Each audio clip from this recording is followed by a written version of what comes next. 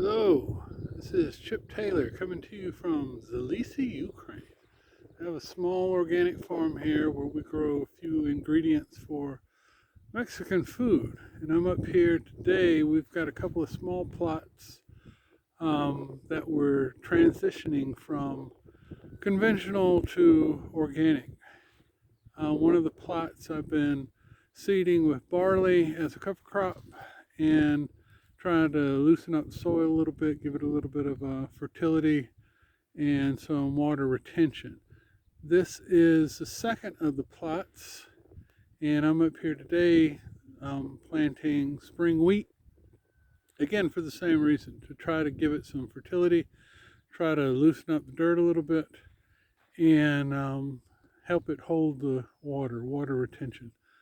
Um, what we're going to do now, this plot here is 118 feet by 145 feet. And I still haven't decided exactly what I'm going to plant up here as a cash crop, but I decided to go ahead and take advantage of the time, and it's still too early to grow tomatoes or peppers or anything like that up here, but I did think I could go ahead and get this wheat started. And if nothing else, let it grow and cut it for either hay for the animals, put it up as silage for the winter, or leave it and cut it and let it drop right where it sits to give the soil a little bit of armor, a little resistance from water erosion and wind erosion. This land has been farmed conventionally forever. And so what we're doing now is a little bit different. The land has not been abused, but it has been used pretty hard. And this was corn last year. The year before that, it was potatoes. Both of those are pretty heavy feeders, and so the soil's going to need some fertility. We think. We will see. I've learned a lot in the last few years about how inefficient um, farming is when it's done conventionally, and how much residue might still be left in the soil as far as nutrients. And what we need to do is give the soil the ability to release those nutrients and allow the plants to absorb it. And the way you go about that is to increase the microbiology of the soil, the microbes, the different organisms that are in the soil. And so I look at this like it's livestock. And the livestock has been starved. Possibly the better word would be diminished. When I come up here and dig around, I have yet to see a worm. Very little life underneath the soil. Now, it was 30 degrees this morning. We had snow yesterday. We had snow the day before. It's been pretty cold.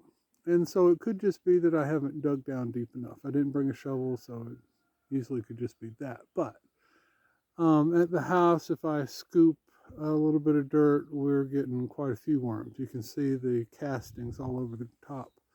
And so here, we just need to give it a little love. And we got a couple of drawbacks. There's no way to irrigate this land up here other than God.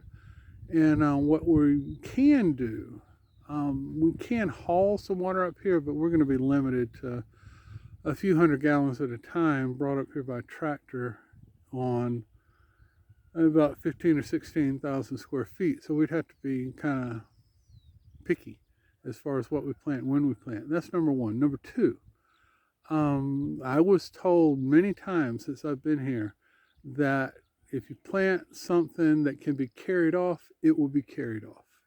That I should not plant tomatoes or peppers or anything like that. I don't know if that's true, but I respect the people that told me that. Both were priests, and so I assume both were priests. But there was another, one of the farm managers told me the same thing. He said, people will steal. And so what they won't steal are potatoes, and they won't steal your garlic. Anything that takes a little work, they're not going to bother with. And so what we can do is grow some of our corn. I've got some green Oaxacan corn. I got some blue Hopi. Both of those are drought resistant, and so we might bring them up here. Zucchinis, pumpkins, stuff like that. It's too much of an effort to carry that stuff off, and plus everybody grows them, and so we probably don't have an issue with that. Our salad greens, spinach, arugula, lettuces, that kind of stuff. We could probably do that also. So we're just waiting to see. Last time I was up here, I measured everything off. We're laid it out in 25-foot blocks. We'll have 25 by 30-inch beds, raised beds, permanent beds is what it amounts to. And so everything will be planted on that standard size bed. And one of the reasons we do that is that it gives us a accurate standard unit of measurement by which to